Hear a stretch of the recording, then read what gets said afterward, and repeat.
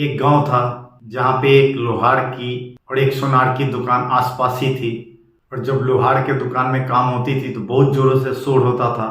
लेकिन सोनार के दुकान में काम होती थी और वहाँ बिल्कुल शोर नहीं के बराबर होता था, अर्थात बहुत धीरे धीरे होता था। ऐसे ही एक बार सोनार के दुकान में काम हो रहा था तो एक छोटा सोने का टुकड़ा वहां से छिटक कर लोहार वाले दुकान में आ गिरा।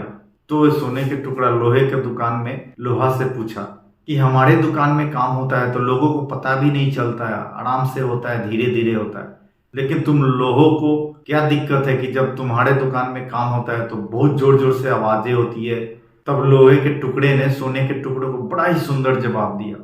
तो लोहे के टुकड़े ने सोने से कहा, सोना भाई, हम दोनों को ही आग में तपाया जाता है, आग में जलाया जाता है, उसके बाद हमें पीटा जाता है, लेकिन जब तुम्हें पीटा जाता है तुम्हें लोहे के हथौड़े से, छोटे हथौड़े से पीटा जाता है, और लोहे का हथौड़ा तुम्हारा सगा नहीं होता है,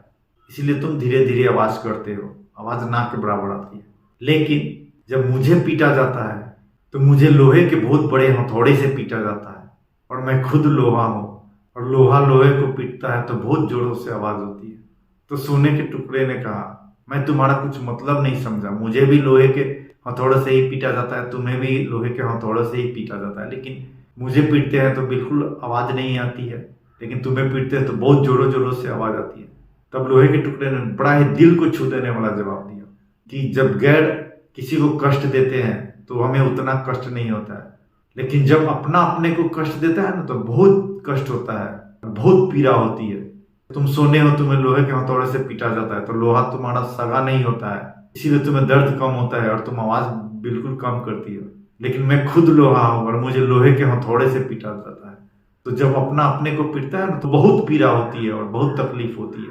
इसीलिए मैं बहुत जोरों से आवाज करता हूँ। इस छोटी सी कहानी के माध्यम से मैं आप सभी को यही बताना चाहता हूँ कि चाहे थोड़ा दुख तुम सह लेना, लेकिन अपनों को कभी कष्ट ना देना, क्योंकि जब तुम अपनों को कष्ट दोगे ना तो उसका रिटर्न भी तुम्हें जल्द ही मिलेगा। वो इंग्लिश में कहावत है ना, कर्मा इज बैक, कर्म वापस आते हैं, और यह बिल्कुल सत्य है। मैं जल्दी आप सभी के सामने एक अच्छी वीडियो लेके आ रहा हूँ, तो इंतजार कीजिए मेरे अगले वीडियो का।